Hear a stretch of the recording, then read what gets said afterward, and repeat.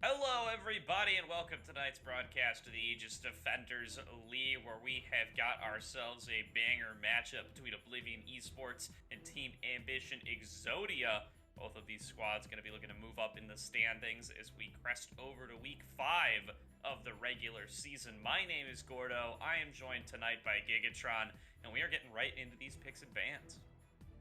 Yeah, I'm liking these a lot. Taking away as support, especially from TA, when you have a Leona that's very aggressive, can pretty much get on top of everyone. Kind of the style that it seems like they play too is more of those aggressive champions. So whether it's like a Nautilus, the Thresh, the Leona, or you could pick up something that's the aggressive caster like a Morgana or anything like that. So it's really good to see they're picking away these things.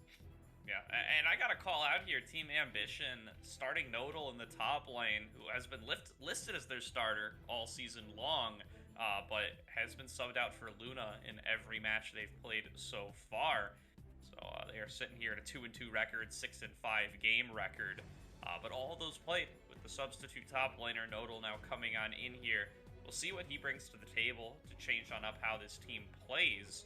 As we get a little bit deeper into the draft, they are going to lead off with that Aatrox ban, so clearly getting something in their mind about how to deal with Mr. Ravencat here. But otherwise, not too much of a hint as to what Nodal's going to go for. They've been prioritizing the Gwen super highly already this season, but and prior to those nerfs coming in from 12.5, you got to believe that that one's still going to be pretty high on everyone's priority lists. Pretty much permaban on the red side in professional play right now. Does sneak on through here in the ADL from time to time, as it will in this draft. Yeah, and especially like pick one, like it's kind of silly to almost not pick her up unless you're going for like this area which they banned out, or trying to pick up your ADC like the Jinx or like a Caitlyn, just so that way you show, hey, we want lane dominance or we want that hyper scaling, going ahead. So yeah, there's the Gwen. Right, Gwen gonna get locked on in there, it looks like. Yeah, that's fully locked on in there is gonna be Mr. Ravencat's pick, presumably.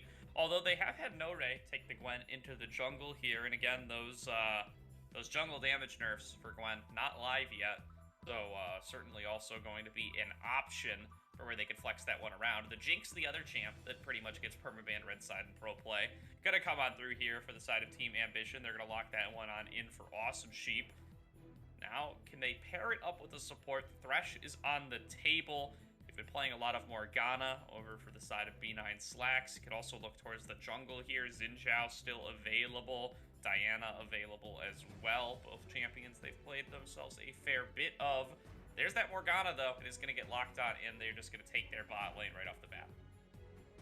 Yeah, I think it's smart too, just so then this way you get to pick more of the style you want, and that you're not feeling like, oh, I'm forced into a tank, or I'm forced into like one of the other casters that just doesn't feel prevalent, these days. Like you see Karma gets banned out, Morgana gets banned out, and the fact that you can get a Morgana really helps, just because now you have a Xin Zhao who's going to 3 talent strike you a lot, try to get that knockup going, and you have the Aphelios to worry about now. Yeah, this is going to be Esmond's first Aphelios game of the split here, and we are going to have some mismatch here in the first few picks. Jungler locked on in here for the side of Oblivion, as is the top laner. Only one of those will be able to be matched. The support now for the side of Team Ambition already locked in with no support to be seen for Oblivion, so they're going to have a good opportunity here to pinch that pool, ban a couple out. Looks like top lane is going to be where Oblivion is going to have the opportunity to do the same, as Trundle is going to be locked on in as the response to the Xin Zhao. Like that selection for Buddha here. He's not gotten to play it yet, but it's pretty straightforward. I feel like most of the junglers in this league can execute on the Troll King when they feel the need to, and does really well into the Xin Zhao as well. Does a lot to shut down his game plan. Stealing away his AD really neuters a lot of what he brings to the table. You can see now Team Ambition Exodia, they're going on in with the support bans. They've got their Morgana locked on in, and now they can work to try to separate Aphelios from anybody who's going to do him justice in that bottom lane. The Thresh going to be the first one to go on the list. Yeah, I do like the Trundle pick too. Like it just shuts down a lot. Like even the Gwen, like when you can just go in and stick on her, especially throw down your pillar, and now she can't really escape even with her having her mist being around her. You're still gonna take a lot of damage, so it's definitely a worthwhile pick for them. Yeah, I don't know. I like Thresh being banned away. I don't know who else they really should, to be honest. If you're really gonna target another support, or if you should just throw another ban at mid. I think mid might be the better move. Yeah, the Lissandra ban makes a lot of sense directed towards Light here. He's been picking that one up wherever he gets the opportunity. 5 picks already in the split here for him on that Lissandra, so taking that one off the board makes a lot of sense. But now, I do expect a little bit of a peek towards the top lane, take away maybe one of those Gwen champions who does well into that pick. The Aatrox is already banned away, but maybe looking on towards something here that might be a counter pick, but no, they feel comfortable with the Gwen into whatever gets presented, and the Ahri is going to be the second ban locked on in. The Kassadin banned away for the side of Team Ambition too. Both of these guys are just looking to pinch that pool of mid laners a little bit farther rather than taking advantage of the mismatch in what's been selected in round 1. Tryndamere now being covered for Team Ambition. That would be their selection up against the Gwen, presumably, although could be flexed towards the mid lane. This would give them the opportunity to save their R5 counter pick for that mid lane. Do expect to see that to be the direction they want to head in. They're going to lock into Tryndamere, pass it back over to Oblivion. Yeah, and this is where, like you said, like it could be flexed in 2 lanes. I think it's a great pick because, again, you're someone that could stick on the Gwen pretty easy. You could slow her as well because she's going to be trying to run away if you're going in, and kind of helps out in that aspect. So you can chase down a lot of the team because you got a couple squishies. You can help Trundle take down Xin Zhao easy too, and I like the counter effect of taking the Lulu though. Yeah, the Lulu going to be the selection here up against the Morgana. Feels like it's going to be an opportunity to really scale up against that pick here, although should give a little bit of lane power over to the side of that Jinx Morgana. You got to believe the range advantage is going to be substantial. The Rise now being covered here as the blind mid laner. Would go really well with this Gwen. Really like seeing these roaming mid laners locked on in next to the Gwen to try to get up towards that top lane and get her ahead early and often. Yeah, I mean, and that's what I like is Lulu is that ramper that can just do a lot. She can help out her team. She can get Aphelios going. You can get pretty much anyone else as well. I like the movability that you also have with Rise now with that mass teleport. You can put yourself behind the turrets, then this way you get a 3-man gank, say on the top side with Xin and Gwen, or a nice 3-man gank on bot side too, or 4-man if you're bringing Xin with. So yeah, it would be really interesting how they play this out, if they're going to play it that way, or are they going to succumb to the Vex that always can be very dominating, it seems like, these days. Yeah, the Vex is going to be the lock-on in here. Not a particular counter to the Rise, although should have a little bit of a range advantage here to really just kind of bully him in early on and even coming into later. But, you know, not really focusing so much on the anti-mobility aspect, but instead just going to serve as this go button, this engage tool for the rest of Team Ambition. You know, with the Trundle in the jungle, with the Tryndamere in the top lane, they're a little short on those hard engage options, so the Vex is going to fulfill that for them quite nicely. So they aren't reliant on getting, you know, a fancy pillar. They aren't reliant on landing a Morgana binding. They can instead try to land that Shadow Surge off the back of a slow or something that comes out from somebody else and get their fight started on their own terms by that method. Should also be looking to split push here pretty effectively here with that Tryndamere, although facing off against the Gwen as the game scales later and later, that's going to get a little bit more difficult.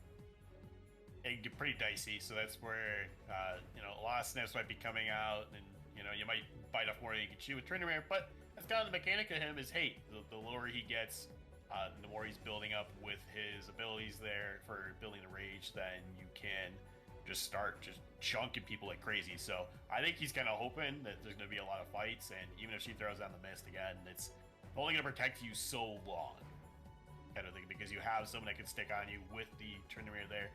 You have Trundle that could go into Vex, worst case, has to wait till the mist goes down, and you can just throw in a bunch of damage at her too. So I think it really depends on how they focus on their top side. If they're going to try to get top side ahead, are they going to use more of that effective split push with it, or are they just going to funnel into that bot mid side and try to get them going, so then that way they kind of punish the Jinx early on, so this way she can't like get ahead.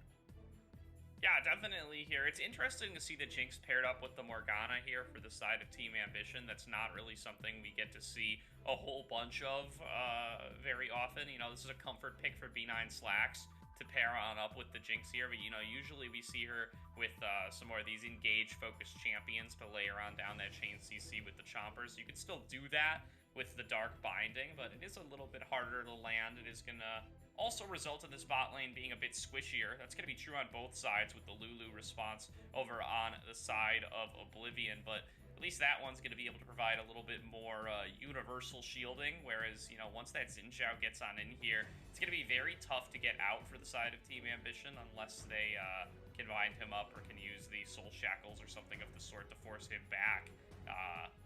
Meanwhile, though, you know, for the side of Team Ambition, really curious to see how Buddha's going to be able to navigate on this Trundle. He doesn't have a true tank to use the Subjugate on, so while he is a good counter, you know, for the early game up against this Xin Zhao, able to respond to his ganks effectively, once they start getting into the later game, it's going to be a little bit tougher to play this one out. This team comp really feels built from the ground up to kite on out this Trundle, and it's going to be very difficult to try to get plays made on these sorts of melee champions like the Trundle, like the Tryndamere, in teamfight-focused scenarios.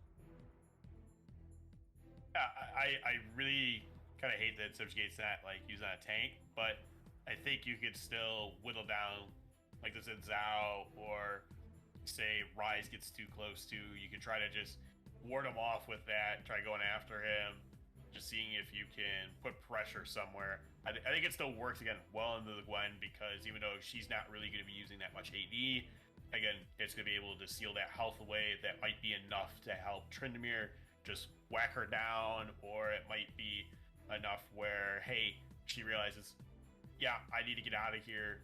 I need to flash. I need to burn a bunch of different things, so then this way I don't force a kill over to the other team and get yourself behind either. Because again, you want to like go even or get that little bit of a lead. You never really want to feel fully behind, which I haven't seen this matchup, so I'd love to see how it goes.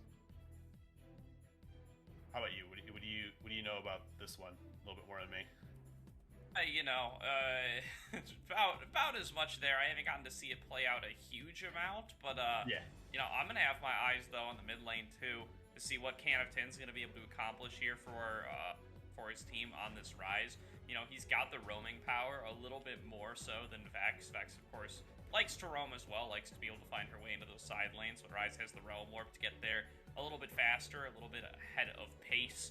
If he could just shove on that wave in and get on in there. And it's going to be interesting to me to see where he decides to go, because, you know, Jinx and Morgana, you got to believe they're going to be pushing in some amount of the time. You should have an opportunity to come on in behind them, but also you want to set up your Gwen for success, and you do want to try to punish this Tryndamere. There's going to be a small window where Ryze is level 6 and Tryndamere is not.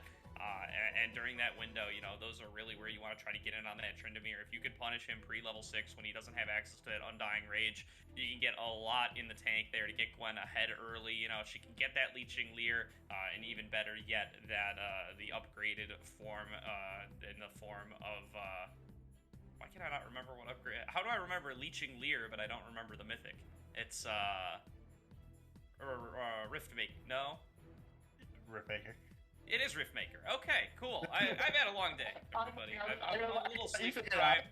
I'm missing some mythic item names. But regardless, you know, once she gets that done, she's going to do a lot better up against this Tryndamere. She's going to have some more sustain in the tank there to face off against him. And to, you know, some pseudo-match the survivability that Undying Rage brings to the table. And if she can get escalated to that faster as a result of a roam, as a result of getting an early kill up against the Tryndamere, that's going to be a great recipe for success here for the side of Oblivion as they're looking to scale that Gwen into the later game. Yeah, and Riftmaker's going to be really good with her. Just that Leeching Leer, even early, is just like crazy to kind of just deal with. So yeah, I was thinking the same thing. If you punish him early, it's going to be great. And once you hit 6, a little harder, but you can also just keep the timer on it. It's about roughly like 40 something to 60, 70 seconds, if I remember correctly. Like max end and then low end's around like 40. So you can just keep track of it. I think it's really good that way. You can kind of get those ganks off that a little bit more. I think Xin can pair up pretty well with her, and like you said, you can have the Rise at 6, just use that teleport to get over to get behind them, see if there's something that you can do. If not, use a bot and just get that bot lane going too. I think Esmond's going to be really good to see with the Aphelios and the Lulu there, but I'm excited again still to see Nordal, like you said, since we haven't seen Nordal yet this season. Absolutely here. Eyes going to be on him here on the Tryndamere to see what he's going to be able to get done. We're going to throw it to a quick break here. We'll get loaded up into the Rift for game number 1, but don't go anywhere. We're going to be right back as Oblivion Esports takes on Team Ambition Exodia in the first game of our best of 3.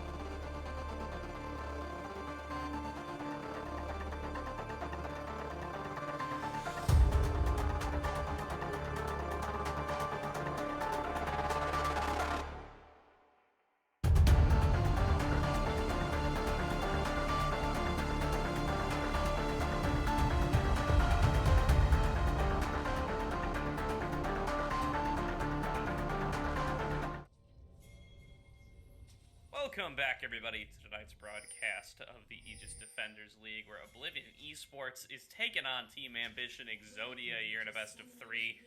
Taken to the Rift for game 1 now, as Oblivion is going for this early spread. This is a 3-man squad from the side of Team Ambition Exodia, looking to push on in here. They're going to pick themselves up the first ward Get a nice little CS lead for Nodal there, but they are going to be spotted on their invade. That's going to be an opportunity for Esmond to respond to the bottom lane, get a ward of his own in there. Yeah, definitely could get that in there, which is good for them, even though both sides get theirs, which is, alright, you at least know where everyone's going to be at for that blue buff. But still opting to take the blue here for Nare. Yeah, looks like they're not super dissuaded by the vision that's gone across from either side. So both junglers may very well start out in full vision. Although Buddha hasn't committed yet, he's going to move on towards the red buff side. Although they are going to pretty much be able to figure that one out as they see the bot lane of Team Ambition walking right past the ward. Not going for the leash. They don't see Trundle on the blue buff, so they can figure out that he's at red there. They are going to be mirrored on their starts, and they are going to meet up on that bottom side crab if they go for pretty standard full clear approaches. Yeah, I mean, I could definitely see them doing that. I would like to actually see a level 3 crab fight. Jeez, that's a mouthful. But yeah, I like that we see, again, that nice mirror matchup, getting good bindings out, getting great poke actually that TA's doing right now too. Yeah, definitely getting off to the start that they want there. They have, both bot lanes have the luxury of not going for any sort of leash. Looks like we had an instant pause, but gonna get right back into the game there as, whatever the issue was got resolved during our little spectator delay. Canopin now going to be shoved on in early on. Light does have the advantage in the early levels before Canopin really gets some points into that overload, really gets the ability to clear on out the wave in just a couple of EQ combos. Now it's actually going to be B9 Slacks moving incredibly early here at level 2. Little freeze frame, gonna get out of it right away as Nodal and Mr. Ravencat are going at it. That's gonna be the ghost popped by Mr. Ravencat. He sees an opportunity to go for the solo kill here. Snip comes on through, flash from Nodal to get himself to safety. Not gonna get matched. Can't be matched, in fact. Mr. Ravencat has the teleport as the other summoner. So Nodal gonna get forced back, but is going to keep his life. It's a little unfortunate you have to burn the flash, but at least you still have ghosts, where you don't feel like you overcommitted too much there in that case. And yeah, you get away. Unfortunately, you're gonna lose a little bit of CS potentially here, but yeah, this is still good for TA here. I would like to see if we can get this gank here for Nare up there. Yeah, Nare going for an interesting path here, gets himself his red buff, but then moves on up into Buddha's jungle as soon as he sees the chance to do so. Is going to be able to get himself a crab out of this, but is losing a fair bit of his bot side jungle now to Buddha's invade. Going to be a couple of camps up when all is said and done. Buddha hanging out here, going to get spotted by Pierce Blade, will at least not claim himself the ward, has to use the scanner. Now he's getting chased on out here by the Pix damage. Shouldn't be able to turn this into any kind of actual violence towards the side of Oblivion Esports, but is just staking his claim. Now can move back on towards his own side of the jungle. Yeah, and we're going to see that he's going to take the Scuttle here. Unfortunately, we don't see a level 3 Scuttle meet up, but again, they took a little more unorthodox path here. Nodal getting traded on. Yeah, Nodal, it does have the level advantage, does have full rage too. Pops it to get the health back up, goes in for the spinning slash, picks up the first blood there in the one-on-one. That is not how you want your Gwen matchup to start on out. Nodal getting a pre-level 6 solo kill up against the Gwen, especially after that unfortunate start he had on a bad trade. Sees that Mr. Ravencat has the ghost down, still has his own ghost to get the chase down, and uses it to his success to get himself a little kill here. So we got a 3-on-3 in the bottom lane now. Pierce Blade sees that Buddha's coming on in, backs on away. No Ray shows himself to dissuade them even farther. And that should just be this wave getting escorted on in, and No Ray going for the recall. Yeah, unfortunately, you see both sides just go into the jungle. Actually, like I said, he is going to recall here. But yeah, I'm surprised again that Nodal got that like level 1 kill early on. Like you said, you don't want anything going towards him, because once you hit 6, you get that Undying Rage. It's going to spike really well for them, and then he starts being that split pushing menace that you just don't want to deal with. Absolutely down here, and now he's got the Berserker Greaves already. 5 minutes, 30 seconds coming back into lane, feeling very good with that first blood gold in his pocket. Gonna be happy to just keep on taking trades and sustaining on up. Light still enjoying the advantage he has in the mid lane as well. Has gotten himself a couple CS lead. Buddha's been doing a good job of clearing away his own camps as well, taking a timing advantage there over No-Ray. The time that No-Ray spent going for his non-conventional path to try to avoid Buddha on the first clear. Did successfully avoid him, but is going to end up down a couple of camps as a result. Trying to make something happen in the top lane here, but is going to get spotted on out by that ward that Dodo plays down. I think the big thing too is like you really want to get kills on the Xin Zhao here because that's the idea. You want to gank early, try to get your teams going, and if you can't really do that, which is kind of what we see here, you're suffering a little bit of that CS loss, which then is going to Trundle. Trundle been able to match so far too, so anytime he goes into the lane, he's nearby. But other than this top side, this last time around, we're going to see actually that they're going to start this Infernal Drake. Yeah, they should be able to get themselves this one. No-Ray is clearing out his topside camps, so Buddha finds a nice little angle to get in here onto the dragon with the bot lane pushed on in, and Awesome Sheep B9 Slack's gonna come up and back him up on that flaming lizard. They will be able to get themselves the first dragon of the game here just before 7 minutes. Meanwhile, No-Ray wants to come top, wants to try to make something happen again, but he's probably just gonna get spotted out by this control board. Yeah, definitely gonna get spotted out, or at least just realize, you know what, you're pushing him in too much. We're not gonna tower dive. He's 6.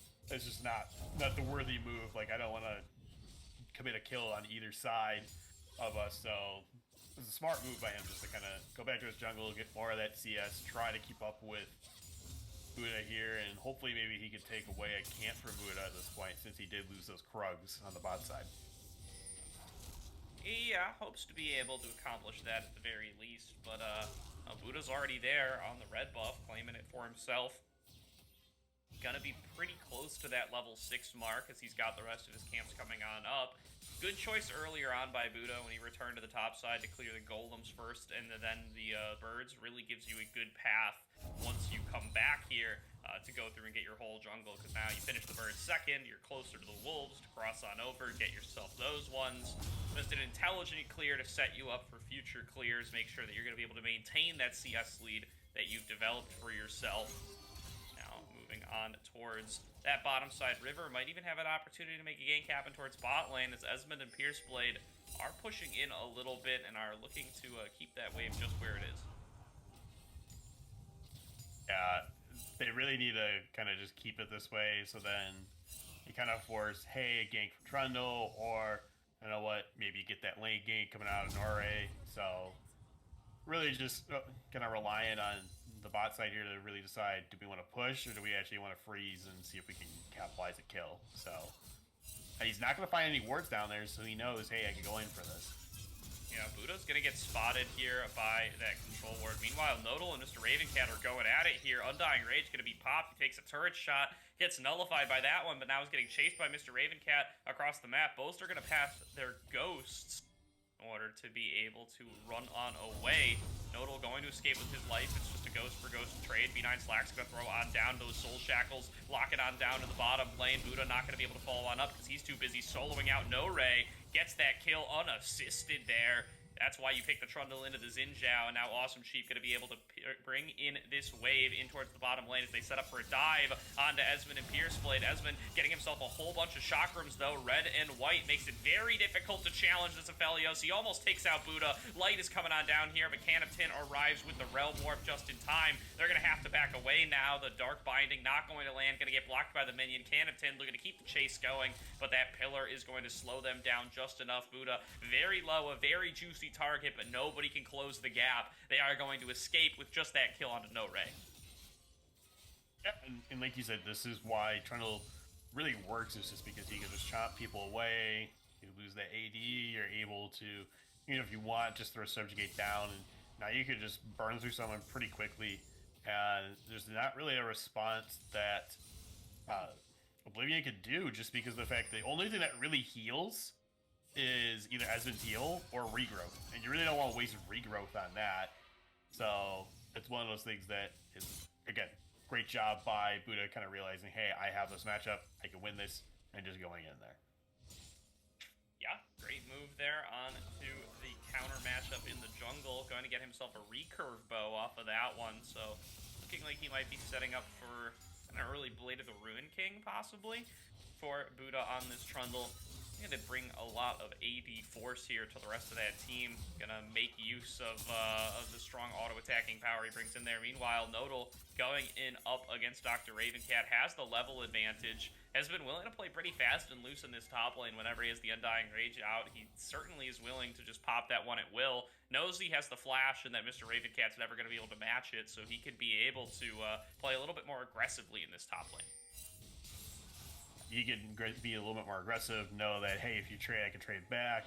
Is that really much of an issue? We do see B9's trying to protect. Oh, Buddha. Oh, no Ray. Has the flash available. Might be forced to spend it here. Is the Mocking Shout going to slow him down a lot, and Buddha's coming on in. Looks like he is going to be content to just throw on out the Crescent Guard. Will be able to get out of his own jungle safely. There's a lot of members now sitting in the enemy blue side jungle here for the side of Team Ambition. Exodia. Can of Tin now going aggressively here in the mid lane. Gets a nice trade up against TA Light. Now Buddha gets the nice pillar there. Knocks back on in the Xin Zhao. No ulti available. Means Light can come back on in. Gets the reset on the Shadow Surge. Follows it up with on a Pierce Blade. Is going to end up losing his life to Can of Tin. But so far it's a 2 for 0. Now Nodal going for the dive here between the turrets. Has the Undying Rage to stay alive. Finishes off onto his lane opponent. And that's going to be 3 kills for 1 for Team Ambition. Exodia, they're going to turn this one into a dragon. Yeah, Dragon going over to them, which is going to be really nice. You make the play of like, hey, can we pick them off so then we get this Drake for free again? And yeah, they just made a really good move of trying to collapse in onto them. You kill No Ray a little earlier than I was kind of expecting. You have, again, Raven just going on that tower. They're thinking he's going to be okay, and he's not because of the fact that you gotta respect the Undying Rage. Someone could just burn through you very quickly with those auto attacks. And you have to look at with that 2-0 lead now on the Nodal here. Nodal definitely showing up for his first game.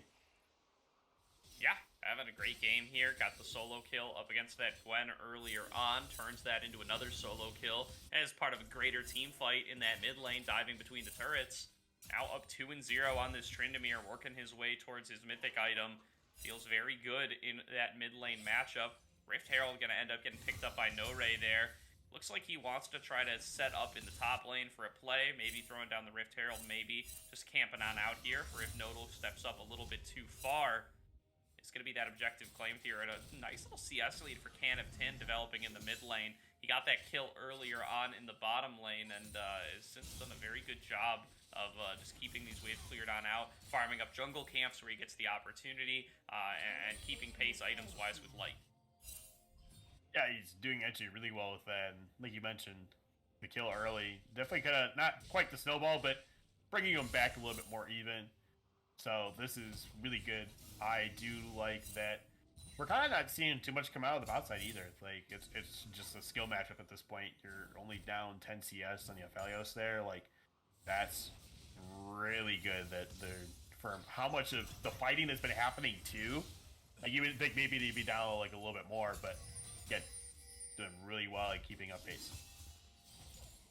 Definitely here, both dragons going over to Team Ambition Exodia, so they're definitely utilizing that bot lane advantage that they've had, but as you said, Esmond staying up in CS, staying up in items, prepared for once his team does get ready to take on some fights. So far, though, they have not made too much happen off the Rise Roam Warps, off the Roams. They got that one play in the bottom lane that ended up being a net negative here for the side of Oblivion. And otherwise, they haven't been able to make too much else happen. He's been stuck trying to wave clear up against Light.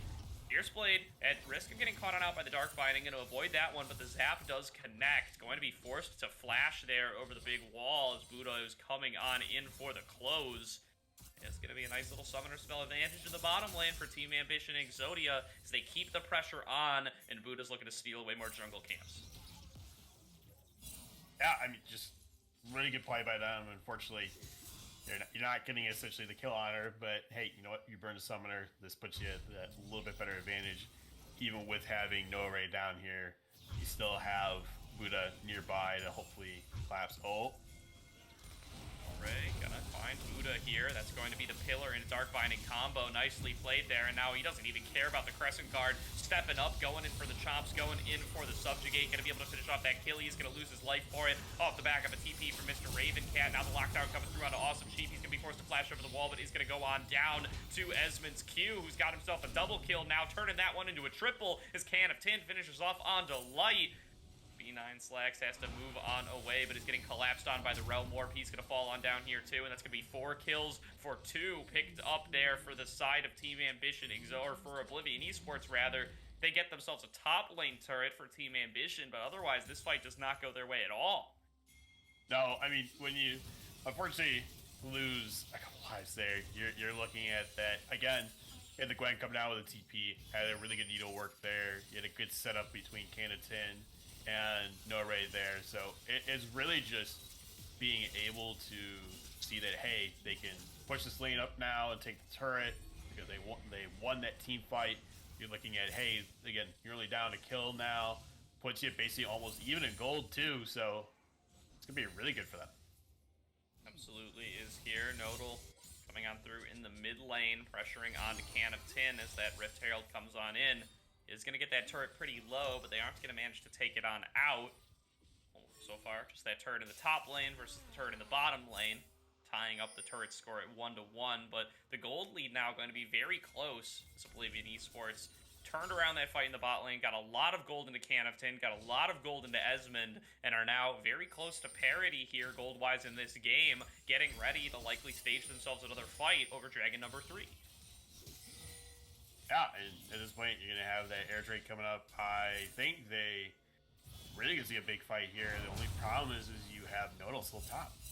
Oh, Can of Tin gets bound there, but he chunks out half of B9 Slack's health bar off the back of just landing himself a quick little QE, Spell Flux Overload. All it really takes to chunk out this Morgana.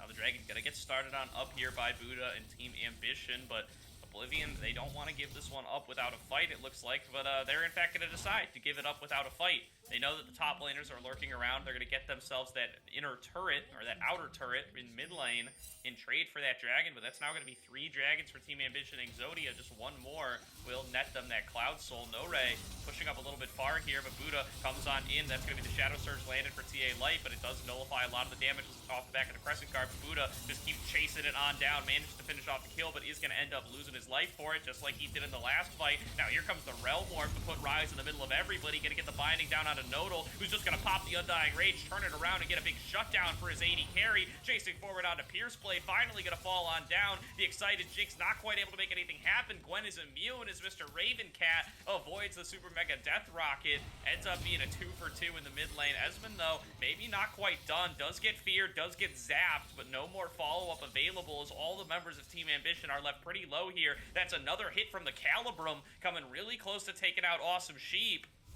Will manage to slink on away with the rest of his team. Yeah, I mean, you have to look at this too. Like, they had, you're having that 2-2 kills going there on both sides. But I look at even the fact that, again, you're really staying even with gold here, even being down 3 Drakes. You got up 2 turrets to 1 now. You do have that rift that went to your side now, and hopefully they're going to try and burn it down again before time runs out. But yeah, again, this just shows that, hey, you know, Exodia has been performing very well here at getting objectives. You're seeing that Oblivion Esports can come back and potentially win these fights. Yeah, definitely, and they've gotten a lot of gold now into their primary carries, this Rise and this Aphelios. They've been the ones picking up all the kills. Meanwhile, Buddha has picked up quite a few kills for himself, and not that Trundle doesn't scale and isn't effective later on, but we talked about how in these team fights, Trundle's not really going to be able to accomplish what Trundle wants to do. He doesn't have a big tanky target to use the Subjugate on to make himself tanky, and he's really at risk of getting kited on out super effectively by pretty much the entire squad of Oblivion. Now looking to make a play, though, onto Can of Tin, lands a nice pillar to slow him on down. Teleport has been channeled by Light. He's going to arrive to this fight as well. It's a 3-man squad looking to collapse on a Can of Tin as the Rift Herald ends up falling on down, or getting spawned, rather. They are going to be able to pick up that kill, but they're going to try to move in onto mid lane and get themselves a little more as a result. Rift Herald coming on in for that inner turret. Nobody on Team Ambition moving over to deal with it quite yet. They might end up losing themselves this inner turret and maybe even the inhib as well if they don't get here quickly. Yeah, could be the inhib. I think at this point, unfortunately, you're not going to see that Rift is going to get another charge off since they are able to respond, but they are trying to collapse on the Pierce Blade and Esmond. Nodal spins over right in the middle of 3, decides to just take the fight, dives into all 4 of them, has the Undying Rage, has the CC immunity as well. They're going to finish off No Ray first and foremost. Nodal now trying to stay alive, and Mr. Ravencat is running through the back line, going to finally be able to pick up a kill onto Awesome Sheep. Now moving on to B9 Slacks as well. Nodal's going to be next on the menu if he doesn't get himself out of the way of those scissors. Looking to collapse now onto Pierce Blade. It's a 2 for 2 across the map on both sides. Teleport being channeled by Can of Tin to rejoin the battle off the back of the respawn. Gets the lockdown onto Buddha. Is now going to move on to Light, who's exhausted and can't quite finish off the kill on a Pierce Blade. This fight's coming up Oblivion Esports as they execute better. They get the respawn off their mid laner that just didn't appear to be factored in by the side of Team Ambition, and as a result, this is going to be an ace coming on through for Oblivion. Yeah, unfortunately, it's an ace because you have to look at that.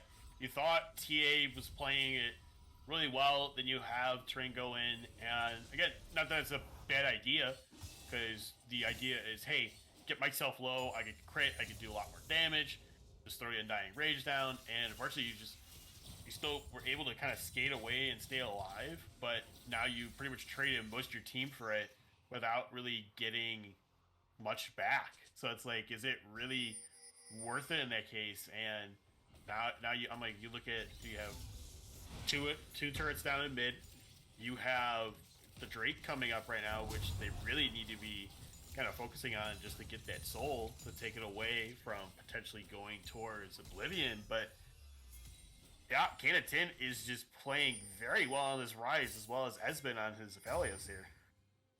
Yeah, setting up on the top side is Team Ambition, maybe going to utilize the fact that the other team wants to stop them from getting soul to turn into a Baron. Mr. Ravencat now in a 1 versus 4, just steps up a little bit too far, has nowhere left to go. Big shutdown coming on over, but Light gets collapsed on the opposite side of the map. He's going to lose his life too. It's a 4v4 on the map. Zinjao going to move right on over and try to start on up the Dragon. Looks like it's not going to be able to be responded to by Team Ambition. They send the rest of the squad over to check on the Baron, make sure it's not getting done. They find the members of Team Ambition. They say, all right, you're not doing Baron. That's all we needed to know. They back on away, and now Dragon going to go over for free to the side of Oblivion. Yeah, and as much as the 1v4 was a good idea, it unfortunately just means that potentially someone is going to die, and with Light being dead, now you can't take a Baron, you can't go take a fight then for that Drake there. So as much as they're taking it a little slower here, they are able to still secure that here for Oblivion. So again, slight lead now finally going over to their side. It's been a while, but now that they are getting there, looks like maybe, again, if things go their way, they might get another Drake, they might get the Baron here if they have another good fight. Might here. They do need to end up winning out on another one in order to get the opportunity to take it. They have got themselves a fair amount of vision on it, though, or just keeping their eyes on it with their blue wards, with their regular green wards as well. I guess they're yellow wards these days more. The days of green wards are a little bit behind us, but still going to give them the vision nonetheless. It's going to be the Scuttle Crab Shrine to give a little bit more over to the sides of Team Ambition Exodia. Now, Light is left in the bottom lane to try to lane up against Mr. Ravencat as they do not have teleport on their Tryndamere. We're going to get a little freeze frame once again. Yeah, looks like they might go gank on the Ravencat here, and trying to make a little play happen here. It is going to be Mr. Ravencat getting collapsed on 1 versus 2. He immunes the Shadow Surge, turns it back around onto Nodal, who doesn't pop the ultimate. It is going to be a 1-for-1 there. Mr. Nodal making himself a little mistake as he does not pop the Undying Rage, ends up going on down as a result. Now the Baron getting started on up here for the side of Oblivion Esports. It's going to be Buddha jumped onto from the opposite side. Teleport now being channeled. Buddha cannot stay alive for very long, even through the Subjugate. Stays alive for quite a while, but it's just not going to be enough. That's a 2-man fear coming on through, but Jinx doesn't have the damage yet off the back of that Phantom Dancer to turn this fight back around. They're just going to walk right back towards the Baron, threatening to start it on up, eventually going to decide against it, but play comes on up towards Oblivion once again. They lose Mr. Ravencat, but they get 2 kills on the other side. Their Baron gets interrupted, but that's just fine by them. They don't need it right here, right now. They'll take a kill advantage, they'll take a gold advantage, and they'll take Can of Tin, finding a nice angle here to get a 2-man Everfrost off, locking down Awesome Sheep, gonna pick up that kill. Beeline Slacks gets taken out as well. 2 for 0 with Buddha still dead. That might be the chance to start that Baron they were looking for. Definitely going to be at a really good flank there from Canada. Again, he is just performing very well. Had a really good effort for us, like you said. And when you're able to lock down these champions here, you're able to just kind of take these fights and put them back into that gold back into your pocket. So now this is why you're going to see this Baron.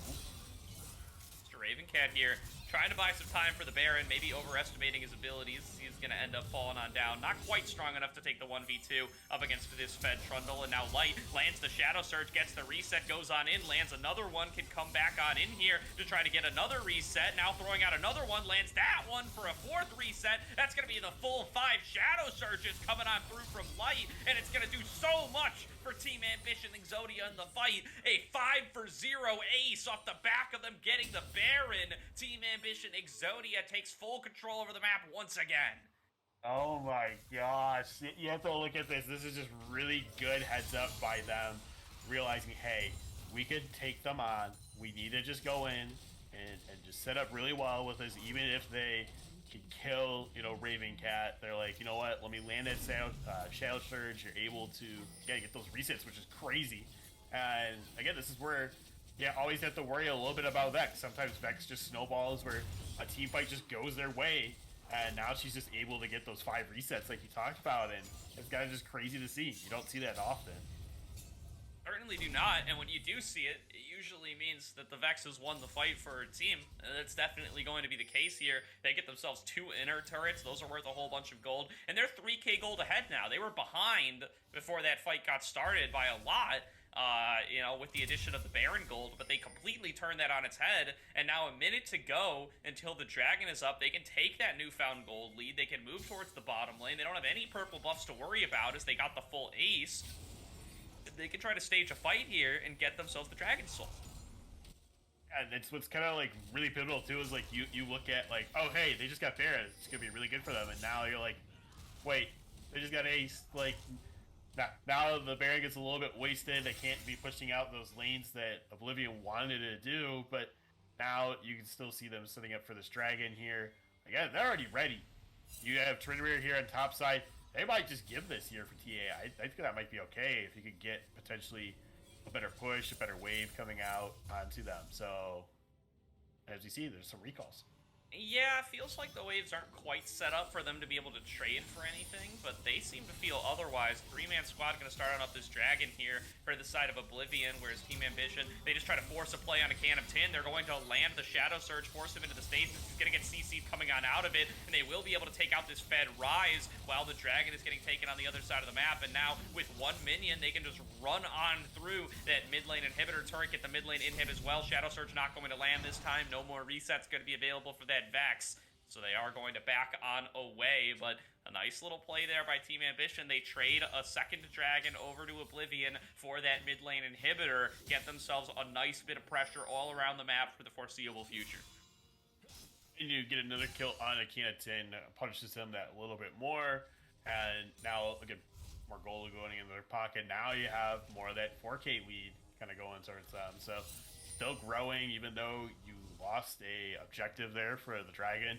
Again, I don't think they're worried too much about the soul at this point because of the fact that, hey, so what they take it, we'll take something else elsewhere. They had that wave pushing top. They had Nodal come over to mid, so this way they had that 4v1 that, went into their favor. So I think Exodia is playing this very well. I just have to worry about what Oblivion's going to do. Yeah, that's really a tilter there to be coming back to such a degree from a bad start early on and then to throw it all away off the back of one unfortunate fight. But, you're really going to have to show some mental fortitude here and come on back into this one. They've shown that they're able to play out these fights from a superior position. They've got this scaling Gwen. They've got this scaling Aphelios. They're by no means out of this one. But, they need Mr. Ravencat to stop taking misnumbered fights that he's going to lose and really be able to participate in these fights in a more successful manner, either through getting the split push going or getting some of these flanks off to be able to start on off the fights the way they want them to happen. And they also need to not lose Can of Tin on these split push plays. You know, a true 5-on-5 hasn't happened since that Baron fight, and even that wasn't really a true 5-on-5.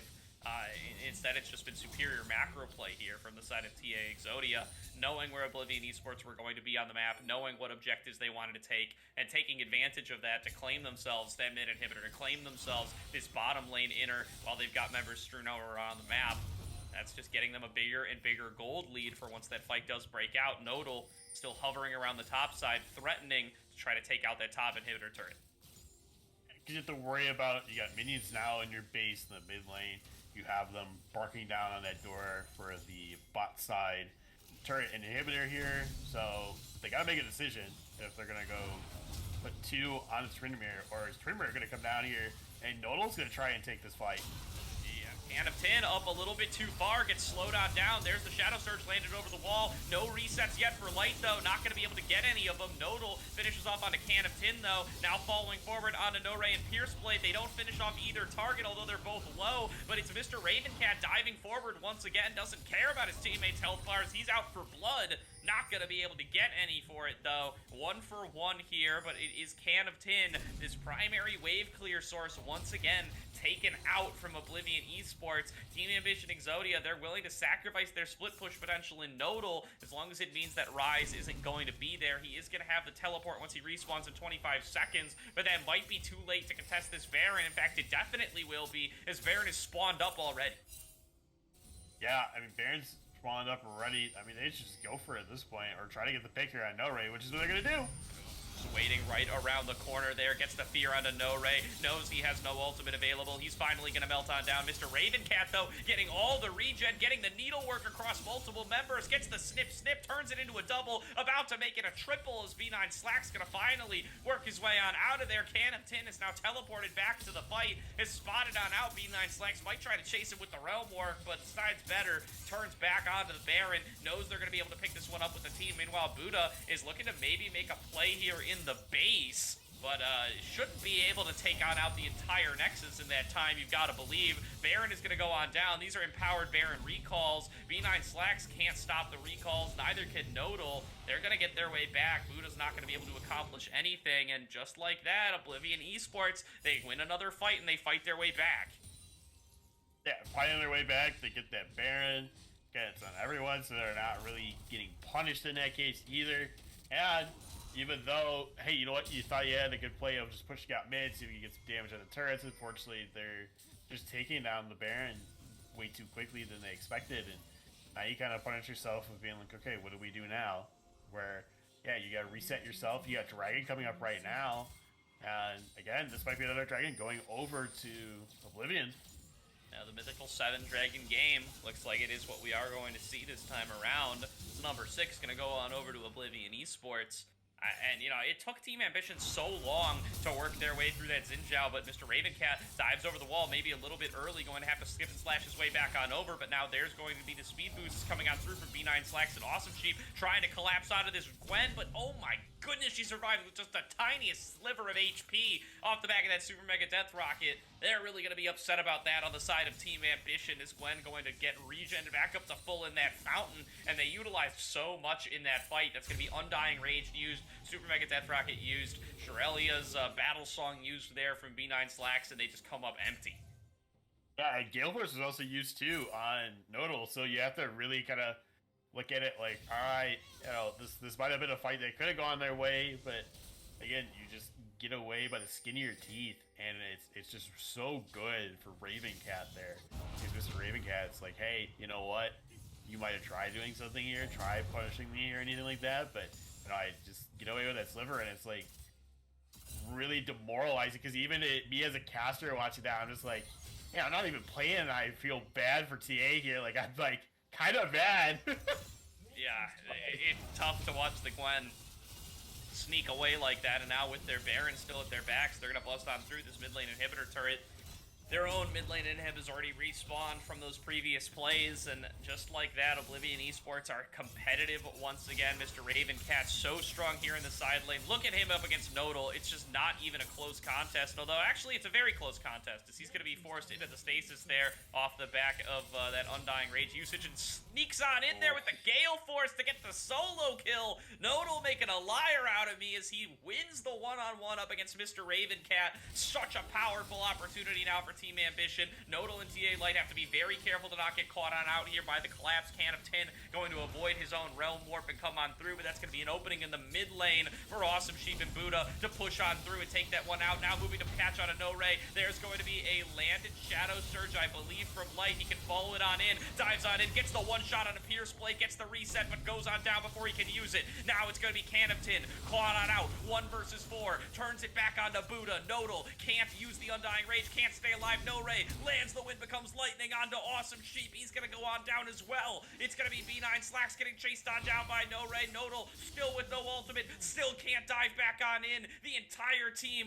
from Team Ambition Exodia gets wiped as Nodal throws himself back into the fight, uses the skills, tries to take on the fight against multiple members, is going to fall on down though as soon as Undying Rage expires. Ace for Oblivion Esports, and this could be their opportunity to bust through the base. Definitely their opportunity. I mean, this is just crazy to think about, that something that was definitely going towards Exodia's favor has now gone over to Oblivion at this case. And this is, it's just so crazy to think that, hey, they were able to take the inhibitor there. Now they're getting their inhibitor of their own. They're going to go and try and get damage on this top side. If I actually take it down here, yeah. Yeah, Buddha respawning, Light respawning, lands that ultimate, can follow up onto Mr. Ravencat, but they don't have Nodal. They're going to press the go button anyway, diving forward onto Esmond, but Light gets left all alone. Mr. Ravencat is falling on down, though, and Jinx is excited. The immunity, though, from No-Ray doing a lot of work here as he gets kited on back. Buddha in the front line, taking a bunch of damage from all these carries, is going to end up falling on down. Nodal is up in 2 seconds. Realm Warp into the base. Nodal coming out of the fountain, looking to dive forward onto No-Ray. Esmond leads the charge forward, looking to take out onto B9 Slacks. B9 Slacks gonna fall on down, but so is No-Ray in the same breath. Undying Rage to try to stay alive, but the turnaround on Awesome Sheep is just so strong. Nodal, though, diving forward, quadra kill up against Oblivion Esports, keeps the game going. This one is so close, Gigatron. Oh my god, this is just a roller coaster that keeps going back and forth, and I love this. Nodal getting a quadra on top of that, just coming out of the fountain there, is just crazy. I mean, this is like one of those things that Twittermares are so good at, is if you could get just even one person slow, like low enough and slowed, they're dead. And then you could just snowball off of that and just keep mowing down people because you're building up that rage so constantly. You already have him have 3 crit items, so he's just gonna be doing so much. He already got the IE too, so he's able to just keep whacking people so hard. It's just really fun to watch, but it's also demoralizing for the other team. Of like, oh, we had this, and then now we just got murdered by one guy. Whatever team ends up losing it is going to say that. It's True. Whatever team loses is going to lose because they were so ahead and then they just got murdered by one guy. That's how both of these team fights have gone, regardless of who ends up winning them. Dragon Soul now picked up for Team Ambition Exodia. They're going to have that little bit of extra movement speed, that little bit of extra CDR to maybe try to turn some more of these fights in their favor, but very, very tough to play this one out and be losing, regardless of what team it's going to end up happening to. The Baron going to be the next target. 5 members of each squad are here to try to fight for it in the river. Yeah, I mean, this could go anyone's way at this point, and I really am glad that now we see finally someone get a soul here at this point. This is really good for TA Exodia, but yeah, I'm like really wondering who's going to start it first. Looks like, oh. Ivan in onto Buddha. No Ray chooses his target, and it is that Trundle. Shadow Surge misses. That means no resets coming through in this fight. Big fear on a Raven Cat, though. He's got nowhere left to go. Super Mega Death Rocket comes on over. Awesome Sheep is excited and has a great position over the wall, but they're kiting a little bit too far away. Buddha gonna fall on down. DA Light trying to throw out whatever damage he can with the Mistral Bolts over the wall, but without the reset ultimates, it's very tough to get anything done on his Vex. It's a 1-for-1, but the jungler from Team Ambition Exodia is the one who falls. That's the go button on the Baron here for Oblivion Esports. Yeah, because you have Can 10 who can still burst someone down pretty well. Esmond is also alive too. I don't think they're going to be able to seal this away. Ooh.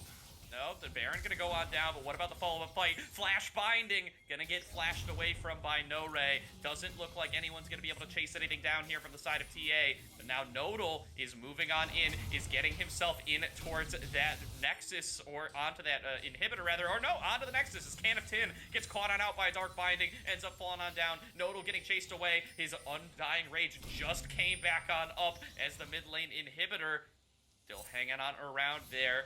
They are going to have to back on away, but he did get himself a Nexus turret as mid-inhib respawns. Not going to be able to claim the inhib, though. They retreat back here, wait for Buddha to respawn and regroup, clear away these waves to the top side. We're not done yet. No, not done yet, but again, still good idea that, hey, you know what? You're not able to get the Baron here because, unfortunately, Buddha dies, but now you have Nodal just go push mid, you get that extra turret there, especially onto the Nexus, and it just puts them a little bit slightly more into Exodia's favor, but yeah, that's a really even game. I mean, 3-4 on drags, 7-8 on turrets. Fortunately, you haven't really had Barons go over to Exodia here, but again, this is just one of those things that when you're looking at the gold and everything, like, we're talking about one person is just going to murder all of them. And it's going to be crazy to see who that person's going to be from either team. Esmond just nearly face-checked the Nodal there on that blue side jungle. My heart skipped a beat. He is going to end up staying alive there. No Ray gets hit by the Dark Binding, but can shrug it off just fine. No follow-up engage going to be available. Buddha clearing on out wave to the bottom lane. Nearly everybody at full builds now. The gold lead means virtually nothing, but it would be dead even if it did. Now the red inhibitor going to fall on down here in the mid lane. It's Oblivion Esports just clearing on these away wherever they get the opportunity. Picks going to have to be looked for here from the side of Team Ambition. They have no real way of getting on into these fights outside of landing a Dark Binding. They don't want to just throw on out Shadow Surge hoping that it lands onto a crucial target, because it probably won't, and that's a huge cooldown for Light to expend. Right, you really don't want to put it on, like, say, like Xin or even Raven Cat unless you know you have Raven Cat by himself and just be able to just burst them down. But as we saw, like, they did a 4v1 and you still lost Light, or you would still lose Buddha at that point. And is it really worth it to lose either of those, because those are just two champions and two people that you need to have alive in these team fights. Yeah, and prioritizing removing the polymorph super highly, Nodal has actually gone for the Silver Mirror Dawn here. Try to, you know, cut back on a little bit of damage, go a little bit more economical in his build, and instead have that utility to avoid getting polymorphed. Those have been the best moments for Oblivion Esports, is where they're able to take the Tryndamere out of the fight for a crucial couple of seconds and turn it around in that time. Nodal going to try to put a stop to that potential play before it happens. Yeah, I mean, this is the other thing too, is like they're kind of bush cheesing there, but actually gets spots out by the reveal. I can't think of it. The reveal plant there, and yeah, it's just one of those kind of great additions, you know, over the years that they put in. But now it's just real unfortunate that you don't get to use that bush wiki cheese. But we do have an Elder Drake coming up here in less than 50 seconds, and again, we keep seeing Oblivion be here first and not TA Exodia. Yeah, definitely here as we are getting ready to see what is going to become of this Elder Dragon. Oblivion Esports pushing on in the mid lane, gonna channel a TP here as well. That's Can of Tin looking to regroup with the rest of the team. He's gonna get feared as soon as he comes on out, but Light is getting chased away. Mr. Ravencat manages to stay alive. Shadow Surge lands. Here goes Light into the back line. Just gonna get one shot though. Not gonna be able to get any fears. Not gonna be able to get any kills. Esmond is dominating as he just throws on out the shots and is able to finish on off more kills. Mr. Ravencat has fallen on down as well. It's a 2 for 2 so far. Nodal, no HP, no Undying Rage, channeling the recall. Awesome Sheep leading the charge here to try to force these members back away from his inhibitor. Esmond gets hit by the zap, gets chased on down. One more rocket, gonna throw him into the GA. Nodal is respawned and the members are so low on health here. Flash in from Nodal, excitement from the Jinx, and it is gonna be Awesome Sheep. He's the one who kills your entire team and potentially ends the game here. A triple kill for that Jinx. Tons of pings onto the enemy base. Minions on the Nexus turrets. I don't know if they can end here, Gigatron. They don't have any minions to actually get on into that last Nexus turret. No, they really They're don't. gonna go for it. They're going for it. I mean, they might as well. You can get the inhibitor down pretty easy. Just Mr. Raven cuts up in 5 seconds. They can't do this.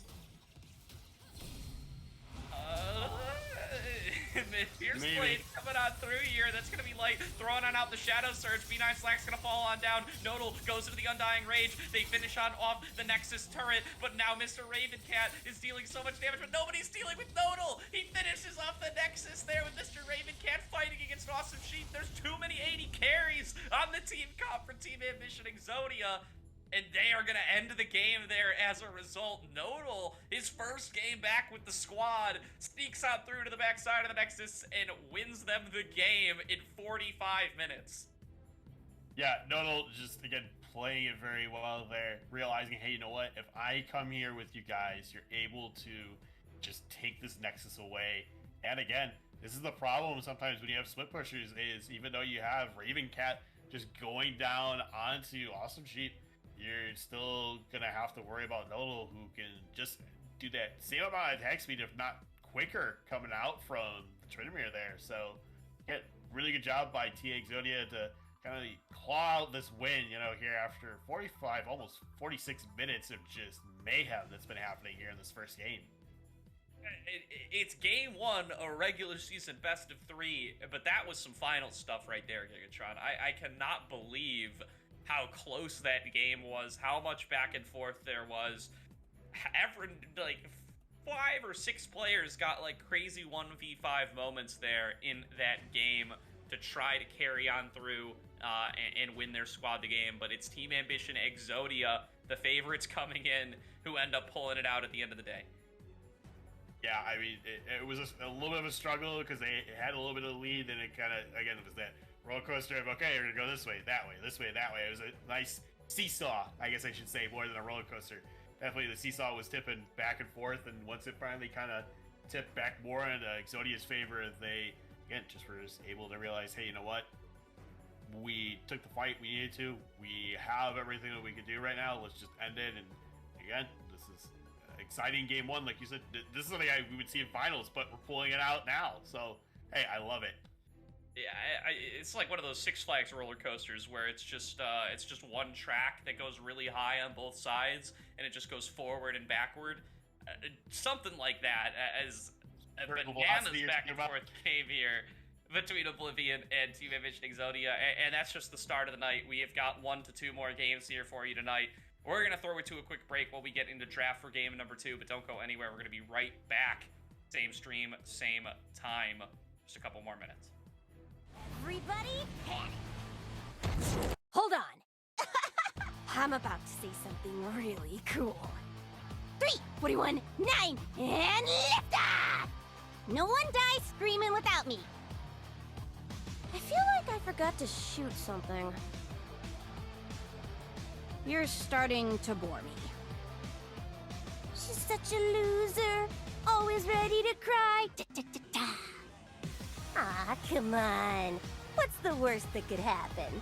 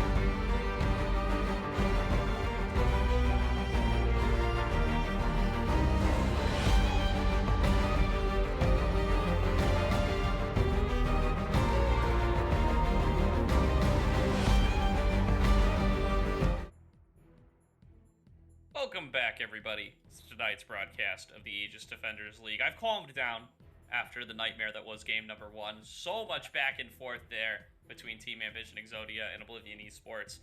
Team Ambition end up coming out on top. Now we are going to be swapping sides here. Or no, we're not swapping sides. It is Oblivion Esports still on blue, Team Ambition still on red. And that Jinx going to be banned away here, as it was quite the problem there for the side of Oblivion in game number 1. Yeah, it just poked a lot. You got excited a bunch of different times. Even if you're just not getting those kills, you're just still putting out that raw damage that a lot of people don't like, because Jinx is just one of those, again, really scaling ADCs that can just perform very well in that late game. And when you're still taking the Aphelios, who, again, is really good, it's just you have to look at your support was getting popped pretty quick at different points. They targeted everyone out that they needed to, so like you would just try to have Gwen go in on you, and then you burn what you need to while staying safely away, and then you can still pick and target everyone else. But the change up we're going to see this time is we see a Rise ban. That means now Zeri gets picked up right away. Yeah, Oblivion Esports going to take that Zeri. Esmond's already played it a couple of times this season. Going to be happy to get his hands on that high priority champion. The Gwen is up here if they want to take it here for the side of Nodal, who had a fantastic Tryndamere game there in game number 1. Got to give a lot of props to him rejoining the squad, showing why he's the starter, having a fantastic game number 1, hoping to keep that going and have a fantastic series number 1. The Jhin going to be the lock-on in response to Zeri here from Awesome Sheep. Feels like that's what he wants to take into this one. Expecting it to be paired with a little aggressive support here. This doesn't feel like a Morgana look. This might be an Irelia lock-in, though, super early.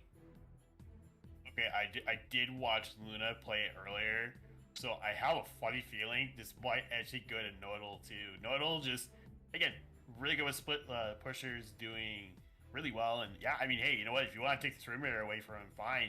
You don't know where that really is going. That could be going on the TA line as well, but still, interesting pickup here to pick it early for the Irelia. Yeah, definitely going to be an interesting blind to see. The Tryndamere now going to get locked on in for the side of Oblivion. Gotta believe that's from Mr. Ravencat. So moving away from the Gwen, even though it is going to be available. This is Yuumi being hovered, although it's not showing up on the screen. There it is. As we'll see if it is going to be the Yuumi Zeri setup. Thresh, also a powerful option available here. They are going to lock that one on in for Pierce Blade. Yeah, I think the Zeri Thresh combo is really good. You're going to have a lot of aggression. You'll be able to kind of get that rent going for her when she uses her Lightning Crash. So this way she can kind of safely be away, still poke, do a lot of damage, get that scaling going, and yeah, the team fight's going to be crazy between those two there, especially when Tryndamere comes in at any point. He's just going to be able to slow someone down. You have Zeri that can pop off quick, he can pop off real quick too, so yeah, a lot of ED coming out early, so maybe I'm hoping to see more of that AP jungler or potentially AP mid. So, because we're, again, assuming Tryndamere is going towards that top side, so we'll see how that goes. But, what do you think about this Udyr? Yeah, really excited to see this one coming on through. Raising up in the jungle ranks and was banned away in game number 1 from the side of Oblivion. Is going to be left up in favor of the Jinx ban this time around, and that's going to be the opportunity to lock it on in. Seized here by Buddha. He's going to be bringing that one into the jungle. Lissandra ban staying the same here. Karthus ban now for the side of Team Ambition. They're really looking out for those AP junglers coming through from No-Ray. Not too concerned about the Diana, though. That's one I would think is a little bit higher up in that tier list. Yeah, Diana, I mean, it's a really good one. Like, too. I don't know why they don't do that. Yeah, the Gwen, too. Something that he's played in the jungle already, and that is still available, but nonetheless, not going to see those ones hit the ban list. The Swain going to be the lock-on in here. I think that's a bot lane Swain played in support to pair on up with this Jhin here. They're a great lane combo together. They're super aggressive. they're going to be looking to take the fight to Thresh and Zeri super early on, and if they get landed on by any of these snares, they're going to chain it into another snare. You know, it's kind of just like the old Morgana Caitlyn situation. You know, you don't quite end up bound for 20 years like you do in that one, but you take a whole bunch more damage. And to look at, it's one of those, like, again, good niche combos of, like, yeah, you get the claws, you can pull them back, and then you do Deadly Flourish, so you kind of line up with that, and then you kind of just get free stacks of now you can just throw your eye above them, get another soul going towards you, another stack for Swain, and then, yeah, especially Jin going potentially Dark Harvest here, you're hoping to get just a lot of burst out of him, and, you know, once he gets that 4-shot going and uses his grenade, he's going to be able to just do an insane amount of damage that I feel bad for the Zeri ahead of time, or potentially the Thresh. But we do see that Jarvan and Gragas is picked up here for Oblivion. I think Gragas, good idea having that, especially, again, whether that goes mid or top. Mid, you put it as the AP, top, you put it as the tank. And Jarvan pickup, I think, is a little bit better, more teamfight focused. Doesn't have to necessarily rely on ganking early, kind of like how the Xin Zhao does. You can still farm with him and then get to that team fight phase later, but it'd be really interesting. Uh-oh. How do you feel with the Sylas? Yeah, I like to see the Sylas here. So it's looking like it's a setup for a Tryndamere mid lane and a Gragas top. The Gragas is going to be very effective up against that Irelia. Can interrupt when she's going in for those dash combos. And then the Sylas, though, very good up against this Tryndamere if it is going to be the Tryndamere mid for Can of Tin. Lets you steal away the Undying Rage. Stealing away Explosive Cask feels pretty good as well. Cataclysm, a fine option, a boot. So a pretty good suite of ultimates to steal away from here. As Team Ambition, they've got themselves quite the beefy front line now between Udyr as well as this kind of Sylas Irelia, both being kind of beefier carry champions. And the Swain as well. He's going to go into the Demonic Ascension. He's going to get some more health. He's going to be a little bit stronger and going to be stealing away some HP. Set up now, up against what is going to be a very short-range comp for Oblivion Esports. You know, the Zeri going to have a lot of mobility, don't get me wrong, but you know, she's going to be really reliant on that to zip in, zip out, and try to play around this Team Ambition squad, who are really set up, it feels like, very effectively to deal with the short-range, heavy engage comp that Oblivion have drafted for themselves.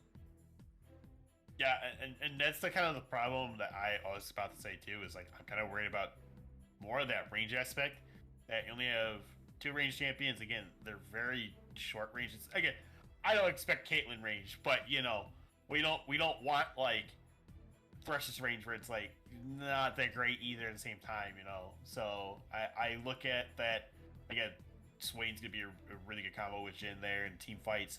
I'm looking at Sylas, has plenty of ults to hijack. I mean, you got Cataclysm, you got the box, you can throw down the cask. And you can even just take Tryndamere and not die. Like, you can even just look at that, and it's just crazy to think about. Yeah, definitely here. And, you know, not only the lack of range, but the lack of, you know, on-face damage. If you can't get that Tryndamere in there to dish out the damage, and, you know, he's got a lot of tools to help him do that, don't get me wrong.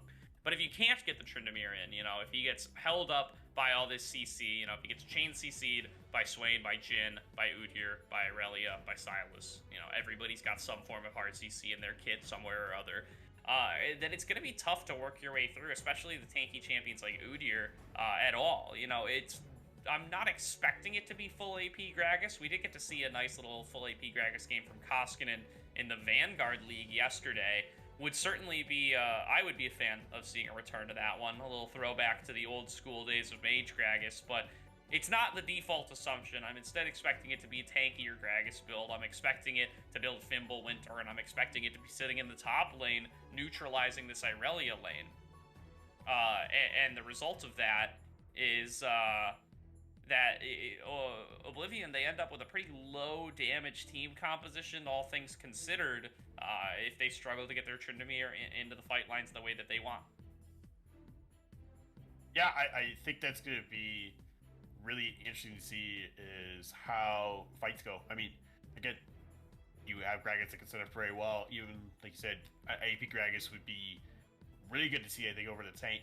But again, then you're susceptible to Irelia potentially just being able to beat you down, whether or not you interrupt her. Again, she is someone that can still put out a lot amount of damage, and you have to respect it. Kind of a thing. Even if, say, Buddha comes up there, or even Light could just be like, "Hey, I'm coming for the fight. We got all that hard CC. You could like negate one or two maybe, but you can't negate like all three of us with that unless you throw cast down." So that's the big thing that they have to, I think, worry about for him there. But again, this is again one of those interesting ones that I'd like to see how they decide to play this one out. Would like to see that as well, Gigatron. Team Ambition, they got themselves off to a good early lead. They ended up throwing a little bit in the mid-game up against Oblivion in game number 1. Now feels like they've leaned into the early game a little bit more heavily. Zeri gets to be a real big issue in the later game. Once she actually does have that full build, once she's got her multiple AoE items, once she's got enough movement speed to really be pretty untouchable, she gets a lot stronger. She's going to make this Udyr look silly pretty often this game, I would assume, as he tries to run her down, and she's just ridiculously faster. But Team Ambition have drafted themselves. They drafted themselves a very aggressive bottom lane to try to punish this Zeri and get an advantage early on. A solid counter pick in the mid lane here in the form of this Silas. Curious to see what he's going to be able to get accomplished. And this Irelia as well, who's going to be fairly neutralized by the Gragas, you've got to predict. But coming into these dragon fights, coming into these skirmishes, should be quite the force to be reckoned with as well. So I'm interested to see if Team Ambition can repeat their early game performance from game number 1, and if they can hold on to that a little bit more effectively. Because if this one's a 45-minute game, you feel like Oblivion's going to have to take it. I agree. If it goes to that point, Oblivion should be getting it, basically, because, again, it's a really good draft. Again, surprised that we've seen Trinity mid, but again, it's one of those things that, hey, we've seen how TA plays before. In that game 1, if they go early, keep it on to that mid game, I could see it going a little bit in their favor. But at this point, I think we're going to take a break as we're setting up everything right now for this game 2. So stay tuned, guys. It's going to be another exciting series. Oh, yeah. Hyped to see the rest.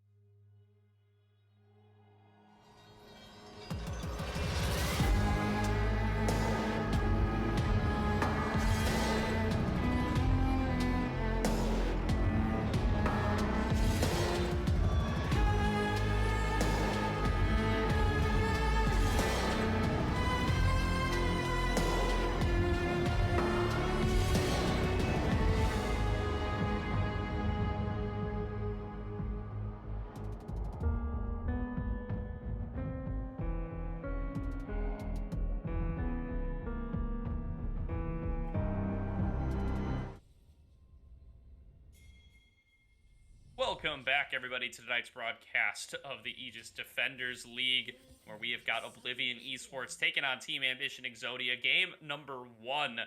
Super close game, 45-46 minutes-ish. Team Ambition Exodia end up taking it, forcing their way into the enemy base, sneaking in that Nexus while the other team is respawning. The back of Nodal here, coming in with his debut series with the team. Now on the Irelia, his second carry champion here. Going to be very exciting to watch him take the Rift as we're on opposite sides this time around. Esmond leaving the base a little bit later on here. Going to be approaching that bottom side. Yeah, it's kind of interesting too because both teams opting to take a 5-man invade or disengage. You know, if you can consider it either way, just because of the fact that they're trying to see, okay, where is everyone at? They're just getting the wards out, you know, to protect their side. No advantage really to TA for finding out where Jarvan's going to be at. But again, it's one of those things that might have been interesting to see if they stack together and try going a different way. But we'll never see that one, unfortunately. So, but we're going to see red starts from both of them. I would like to see how Nodal plays this one out, since it's actually going to be Tryndamere topside. Yeah, it is. Canoftin and Mr. Ravencat going to take that swap here, going to look to move the Tryndamere to face off against the Irelia.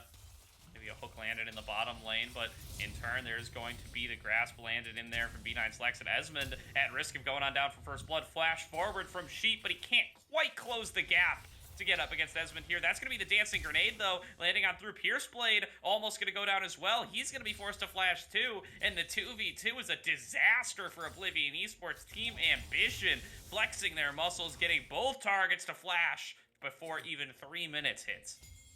Oh my god, this is crazy. I mean, you have to look at, like, that was just so much burst on a Zeri too there, and then you're like, oh, it's fine. I'm going to try and flash, get out of range, unfortunately. Then you just turn on the Pierce Blade and just do another crazy amount of damage. Now you're level 2, you get that little bit more of the advantage, and hopefully you can do more. Oh, can.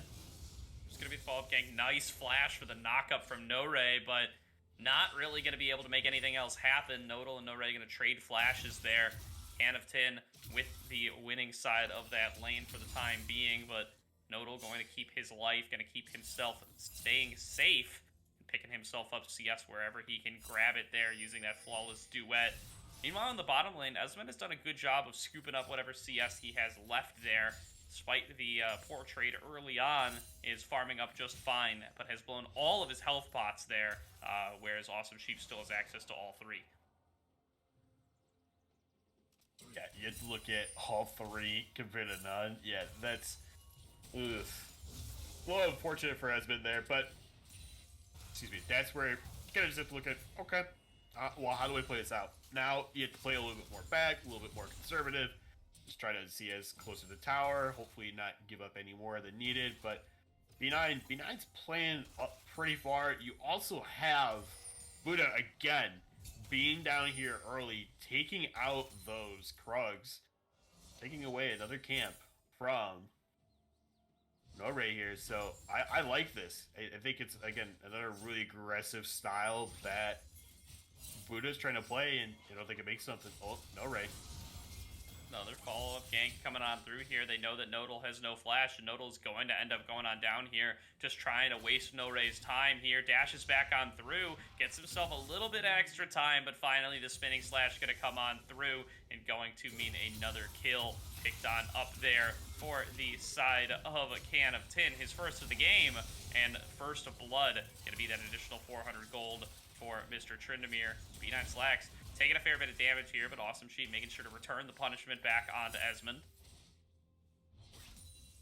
Yeah, and this is kind of that swing around that we're kind of worried about potentially is, hey, you could have a really good aggression with the Jhin and Swain, but they can still turn back and do a lot of damage here with Esmond and Pierce Blade. But now, unfortunately, we still see that Nodal's getting... Oh, Raven.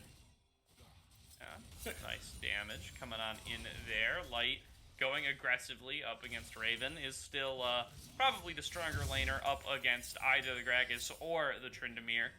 Gragas going to do a good job of just picking up CS wherever he can, sustaining on through, getting the recall off there, has access to the teleport if he ends up needing it to get back to lane. Did start off with the Doran's Ring, so we'll see what his build ends up being. Has the tier as well. Could opt in towards a little bit more of an aggressive AP-centric Gragas, but still has plenty of directions left to determine. That Sapphire Crystal makes me think, though, that he is going to be going for something like an Everfrost. Yeah, could be potentially doing that. I also have to point out there that B9 had an aggressive flash there and doesn't have Hex Flash. So now it's just gone for a long period of time, and I get really good for Oblivion here. So now, even though, yes, they got to go get that cheater recall back for TA here, they're still able to kind of capitalize on this lane. Definitely here, Mr. Ravencat. Still going to be the recipient of quite a push in that mid lane, but gonna be holding up just fine up against Light. The dragon is alive. I'm curious to see if they try to move for it on the side of Team Ambition. They are going to do so here, setting up for Buddha on the Udyr to come on through after his jungle clear and get themselves the Infernal Drake. This was a big part of their game plan in game number 1 as well, playing with their bot lane priority, turning it into dragons that are largely uncontested, and getting themselves up to 3 dragons fairly quickly. Didn't end up fulfilling the rest of the plan before, as Nodal going to end up missing the ultimate there, but does he even need it? Dashes back on in, Can of Tin going to pop the ultimate, stays alive for a little bit, but is going to end up going on down to the turret. Nodal with some fancy Irelia plays ends up only resulting in a 1-for-1. Unfortunately, it's a 1-for-1 for Nodal there, but again, means that, hey, you know what? You're still trying to come back. You're only down a little bit in CS. You're trying to build that Bork right now, and I think that's going to be really good for him. Potentially sets up that a little bit better for team fights, getting that extra slow in, as well as for when he tries to go for solo kills. But I'm really excited, or I should say not excited.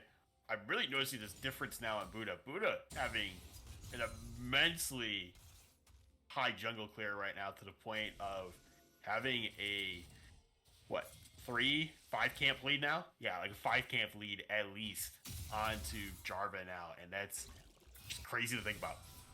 Yeah, it's now Nodal getting ganked once again. Buddha is going to arrive here for the turnaround. Vanguard's Edge not quite available yet, but they don't even need it. They know that the Tryndamere ultimate is down, and they know that Buddha's got the damage to back it up. 2 kills picked up for Team Ambition. Exodia on the top lane. Buddha claims them both and is now even farther ahead on this Udyr. Death Sentence lands at the bot lane, though. B9 Slack's going to end up taking a couple of turret shots, goes into the Demonic Ascension, turns into a dragon, and is going to be feeling just fine, though. Backs on away. Yeah, and that's the thing you have to look at is, again, turning into that dragon form, having more of those abilities where you can just drain people down, do a lot of damage, heal yourself, and make them kind of like regret potentially going in, is just one of those things that I love about Swain's kit. Now, we are going to see some shenanigans up here. Ooh, great dodge on the body slam there from Buddha. That's going to be an easy kill on a Mr. Ravencat. It is going to be No Ray joining him. Explosive cask to push Can of Tin farther away from the turret, and the 3-man squad now coming in to try to collapse onto this Tryndamere. The abduct ends up landing. He has to pop that Undying Rage just to stay alive, and it looks like he is going to be able to snag on out of there with the escape. Buddha doesn't want to take the turret for that long. Does only have the plated steel caps to face off with, as that's going to be the Vanguard's Edge coming on in. 1-for-1 trade once again. Nodal happy to do it whenever it becomes available. Gets himself a little bit of extra gold there on the Irelia, and the free recall back to base.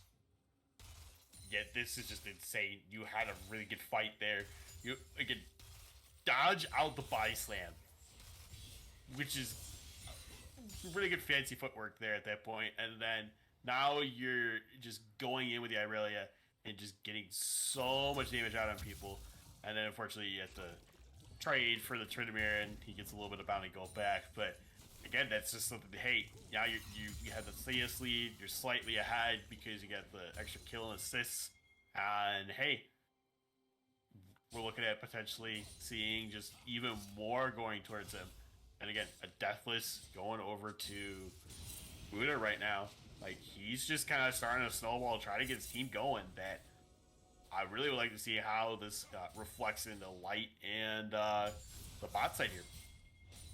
Definitely, because Canatin still has a little bit of priority up in that top side. Is still pretty strong on this Tryndamere. B9 Slacks has now moved towards the mid lane.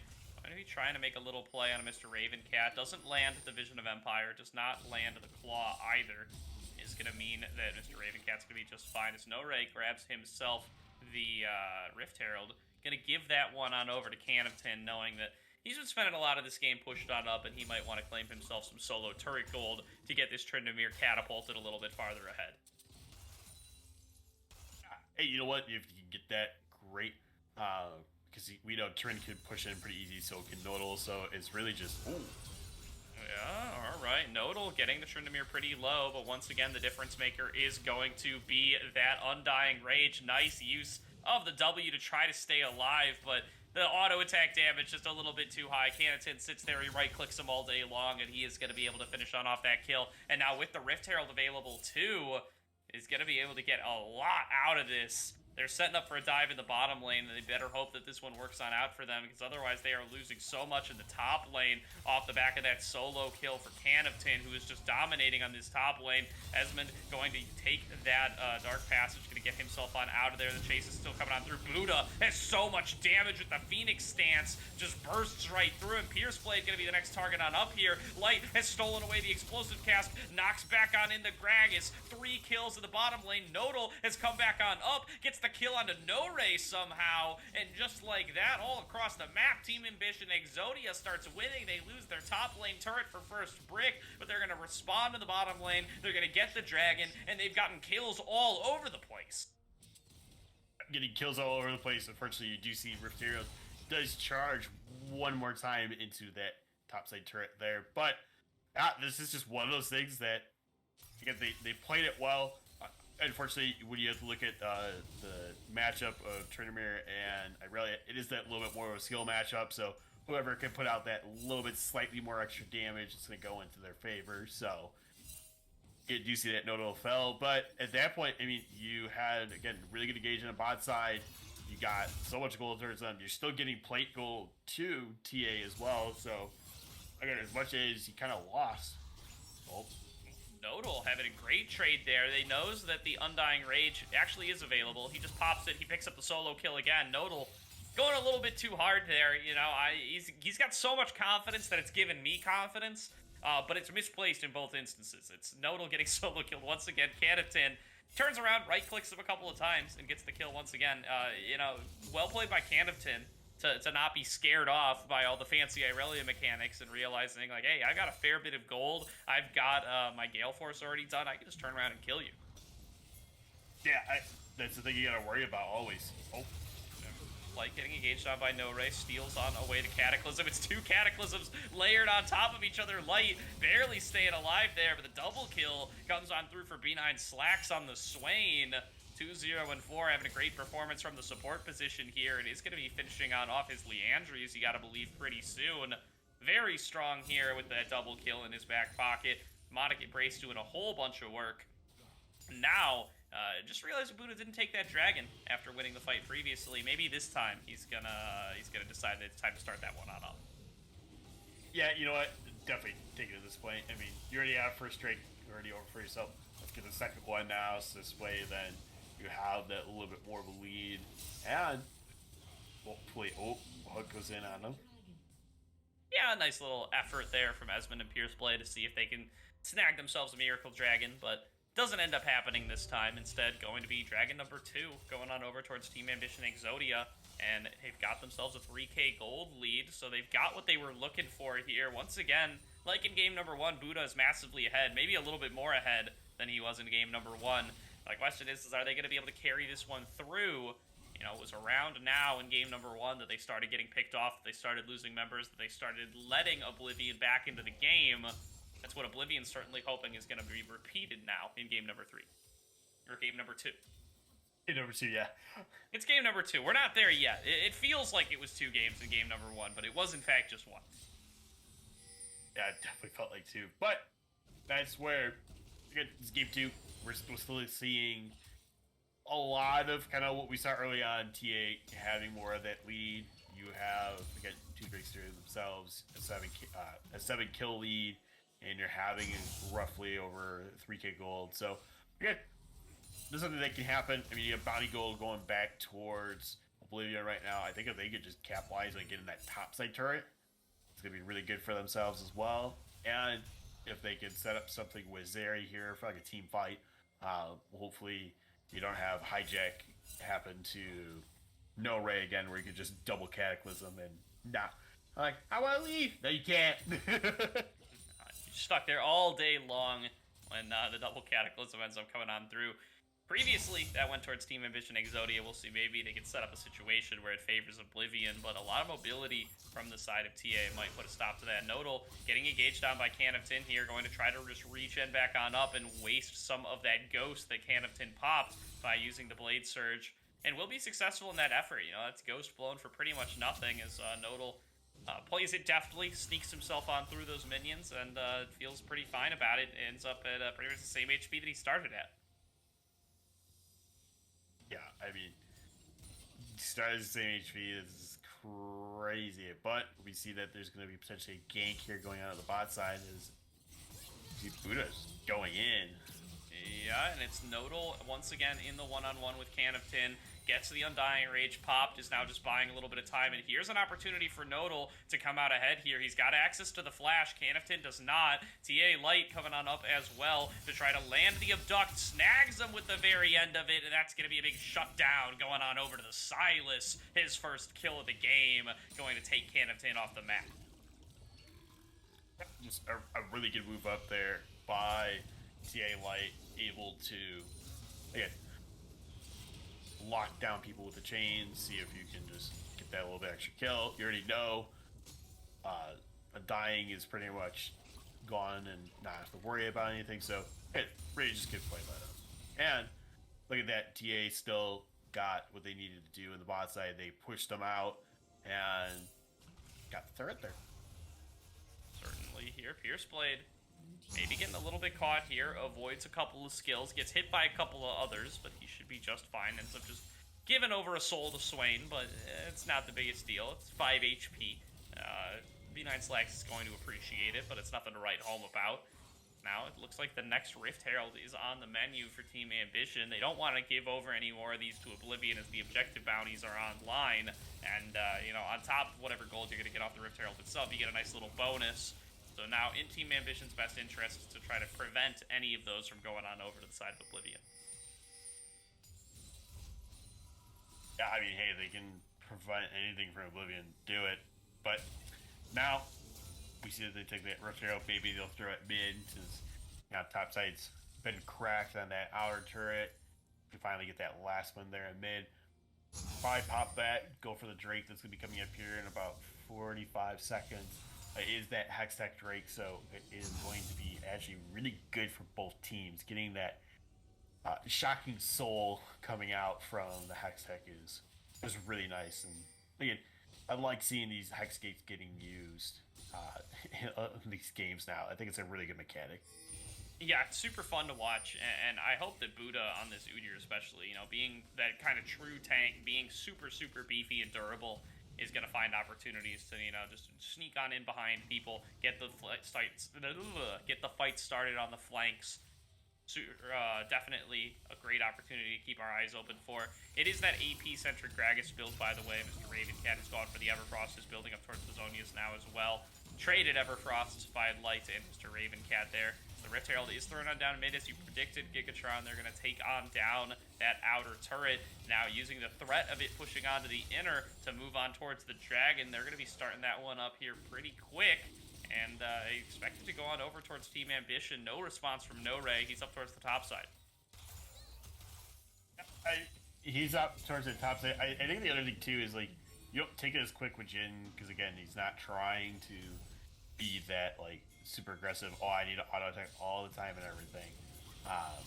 But we do see that it still goes over TA, no contest there. And yeah, I guess all I thought they were going to do is what they did. You get the Rift mid, you take out the outer turret, you get Drake for free, and then now you're going out of this Baron here. Yeah, and, you know, Oblivion just came over here. They just swept Vision, so it doesn't seem like they realize that this is going on. There's going to be the Hexgate used by No Ray. They know that he's over here. They watched his ghost sneak on by onto the Baron. Here's Light jumping onto the enemy jungler, one-shotting him with Awesome Sheep. That's going to be Baron coming on up for Team Ambition Exodia. They're looking to chase farther for a couple of more kills, perhaps. It doesn't look like they're going to be able to find them, but they've got the purple buff now. They've got No Ray off the map, and they're starting their siege in mid lane, feeling very comfortable with where they're at. They're going to take their empowered recalls and spend some of this gold, actually. Yeah, I think they definitely need to take that back, just get some more items on yourself there. Just beat more of that menace that kind of seems to be coming out of TA right now. And again, you got 4 people deathless right now. It's pretty crazy that your 5 kills are all on the Aurelia here. So again, really good job by TA Exodia, just realizing, hey, you know what? Yeah, we can have one person give away their life a little more than the rest of us and still perform pretty well. Yeah, and, you know, they are now ahead of where they were in game number 1, substantially. You know, they had the 3-0 Dragon lead, but the gold was a lot closer. They'd gotten picked, they had lost some fights, and they weren't able to get a Baron either. Now, those things are not true anymore. They've got themselves the Baron. They've not given up really anything over to the side of Oblivion other than some of those kills in the top lane that you mentioned. And the result of that is, you know, a nice little almost 6k gold lead for the side of Team Ambition. And while they're wearing the purple buff, it might as well be even a little bit more. They're looking to set up in this mid lane, and it's going to be very difficult for, you know, Esmond to step up here and really challenge them. Nodal is getting collapsed on 1 versus 2. He is not going to land the flawless duet. Throws on down the Vanguard's edge to get 1 reset. Not even going to get that one. Canoptin going to finish off that kill, but now the 3v3 dive. Awesome Sheep finishes off on a Pierce Blade, goes on a killing spree. Buddha leading the charge here onto Esmond. There's the curtain call to finish off onto the opposing AD carry. Buddha is willing to tank up turret all day long. Awesome Sheep gets a triple kill, gets followed on up with by the Cataclysm. Looking to kite this one on out, trying to stay alive. Buddha gonna gab his back, gets the unstoppable there off the back of that final kill. Finally, spinning slash going to net 1 more over to the side of this Tryndamere. It's Canoptin with every single kill that his team can muster, but it's just not enough. 2 for 5, ace. Team Ambition Exodia cracks open the base here in 23 minutes. Yeah, I mean, this was just a good play. Try to get that mid person down, and you force a team fight. It goes way heavily into your favor, and then now you get to break the base. You're going to have mid inhibitor going down here, and you were able to get that extra outer turret on the top side, or inner turret on the top side. So really good by them to capitalize on that, and now you kind of have to set up for the next thing that's going to happen. I'm assuming they're going to try and push out this bot side or top side here, and hope that they can just crack more of those turrets, see if they can get that inhibitor, and wait while we have Drake coming up here in about roughly minute 20. Yeah, absolutely here. A minute to go until that dragon is going to be available to be claimed for soul for Team Ambition Exodia. See Oblivion Esports already moving into that area, trying to stake their claim first and foremost so that they have the opportunity to contest for it. They've got to be very worried about their mid lane inhibitor, though. Somebody's got to go and clear on out these waves so that they have at least a tiny bit of priority. Looks like it is going to be Zeri's job. The wave clear is not really the specialty of most of the rest of the squad. They're low on wave clear across the board here for the side of Oblivion Esports, so very tough to play from this position of having their inhibitors down. Yeah, I mean, you would think maybe Ravencat could do something, but even then, it's, again, being AP, you can't burst through everything. But that's where we do see that now 2 of them are trying to clear it mid. Dragon's coming up here in 20 seconds. A lot of the wards have been cleared out by TA, so really good job by them. Now, at this point, should be able to potentially get this without contest, but I have a feeling they are going to try and do something here with No Ray. Certainly here. 2 seconds to go on this dragon. First thing on everybody's minds, that's going to be the flawless duet. Landed there from the Irelia, and they've caught on out Pierce Blade at the same time. Team Ambition Exodia, they pull the trigger on 2 fronts, and they succeeded both of them. Now the curtain call coming on down, going to start slowing on down Esmond. That's going to get met with the bear slap to slow him on down even farther. There goes the flawless duet. 3 kills picked up for nothing here, and the Dragon Soul doesn't even feel necessary anymore. Team Ambition Exodia looking to close this series out 2-0 with a nice and easy 25-minute win here. Canifton trying to start on up the dragon, getting interrupted by Light, who's just as much interrupting recalls as he is saving the dragon, as the rest of his team are looking to close this game on out. Jarvan cannot defend 1 versus 4, and Team Ambition Exodia gonna move up to 3-2 here in week number 5. Yeah, again, this is where kind of that lane dominance happened across the board. You had Udyr ganking a lot for TA Exodia, just kind of played a whole different ball game this second time around. You kind of thought, hey, what's really going to happen here? And it finally got to the point of like, okay, yeah, we got that lead early. We're keeping the lead. We're not letting go. And that's what we saw here. They just had, again, really good bot lane combo. They had the top laner that, again, you know, kind of got a little more deaths than I'd like, but you know what? It pretty much matches on the same side, you know, across the board, so that's perfectly fine there. But again, really good job by them to clear it out, or I should say clean out the game here. 26 minutes instead of 46 minutes, so hey, I'll take that. Yeah, we call that improvement, Gigatron. They've a lot of development there from Team Ambition Exodia here in game number 2, clearly wanting to show, you know, all right, it shouldn't have been that close. We should have been able to close out that game number 1. This is what it should have looked like, given that lead that we had. And, you know, they play out the early game very similarly to how they played it in game number 1. You know, they're using their priority bot lane. They're converting it into dragons. Yeah, they did a great job of converting them into dragons. They did a great job of playing towards their mid and bot lanes to get them ahead. They did a great job of Buddha out-farming his jungle opponent, finding more pathways to good ganks, and getting himself a substantial lead on the Udyr, just like he had on the Trundle. They just do a better job of closing it out this time. Exactly, and I did tip of my hat to TA's newer head coach that they just put in there for Exodia to Winter's Elo. Man, you had a good draft series. You know, you had a really good team here that's definitely showing up. So I am really excited to see how Exodia goes the rest of the season with the split. I mean, they're showing like, hey, they're middle of the pack, but they might be that middle upper pack now at this point. Yeah, certainly, and you know, they are gunning for top 2. It's top 2 that really matters here in the Aegis Defenders League. If you get that top 2, that's what gives you that path straight into the playoffs. If you're 3rd through 6th, you end up in that play-in stage, facing off against the 3rd through 6th, the other group, trying to get yourself those 4 remaining playoff spots. So definitely a much more comfortable position to be in if you can get that top 2. You know, they're certainly gunning for it here on the side of TA Exodia. A 3-2 record, gonna put them back into the green, and gonna be what they want to happen. Oblivion Esports going to drop now to 1-4. They now need to be concerned about, you know, getting themselves into that play-in stage at all, because finishing bottom 2 means you don't make your way into that stage. And, you know, with 2 more weeks left to go, they're running out of opportunities to get those wins and to move themselves into that echelon. Exactly, I'd be a little worried too, but that's where I get to just, you get to look at, analyze all those games that you've been playing, see what needs to kind of change, see where the growth needs to go, and you know what, as long as you put hard work into it, a lot of things can change. So, and again, we saw No first time tonight, and really good performance. So, as much as we saw Luna most of the split so far, again, definitely 2 good top players coming out here from TA Exodia. Yeah, it does look like B9 Slacks or Team Ambition Exodia is going to be joining us here for a little post-match interview.